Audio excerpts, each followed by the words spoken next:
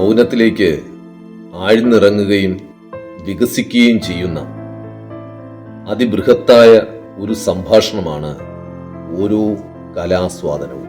അവനവന്റെ ഉള്ളിൽ വാദപ്രതിവാദങ്ങളായി വികസിക്കുകയും അവനവനെ തന്നെ ചോദ്യം ചെയ്യുകയും തിരുത്തുകയും നയിക്കുകയും ചെയ്യുന്ന ഒരു ചിന്താമേഖലയിലേക്കുള്ള സാധ്യത ഓരോ കലാസൃഷ്ടിയും തുറന്നിടുന്നു.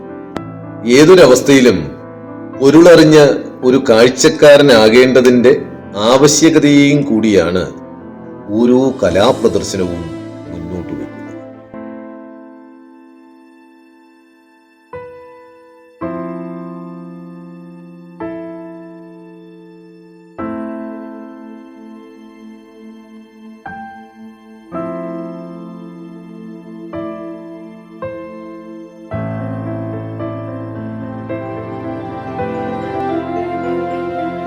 ഇത് കുട്ടികളുടെ ഒരു വേദിയാണ്.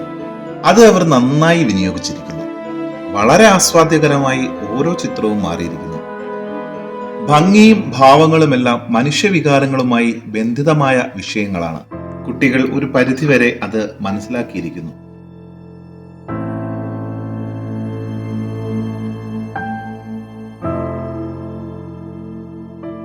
I like fruits, especially red apples.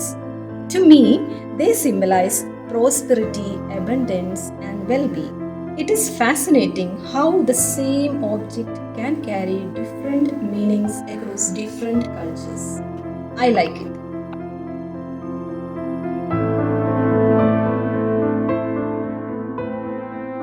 Even a simple painting is capable of making loud noises in ourselves.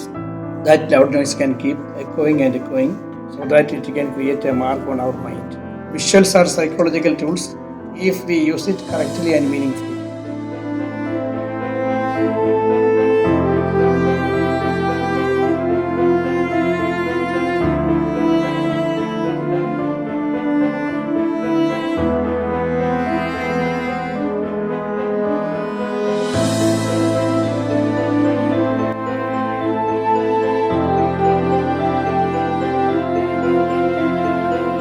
एक कला प्रदर्शन बच्चों के कला संबंधित रास्ते की ओर एक नया कदम है।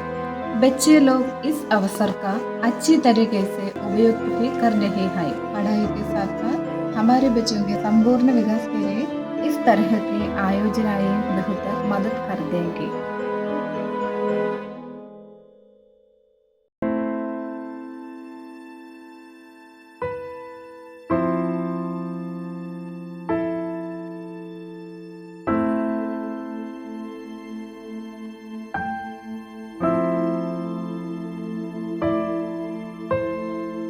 ഏതൊരു കാര്യവും മറ്റുള്ളവരുടെ അഭിപ്രായത്തിനും ആസ്വാദനത്തിനുമായി വയ്ക്കുക എന്നുള്ളത് ഭാഷാ പരിമിതിക്കപ്പുറത്തുള്ള സംഭാഷണത്തിൻ്റെ ആരംഭമാണ്.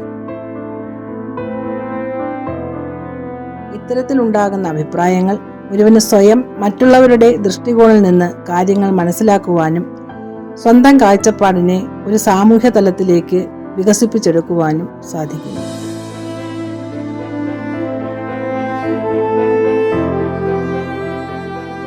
കലാപ്രദർശനങ്ങൾ ഇത്തരത്തിലുള്ള ചുരുക്കം ചില ഇടങ്ങളിൽ ഉണ്ട്.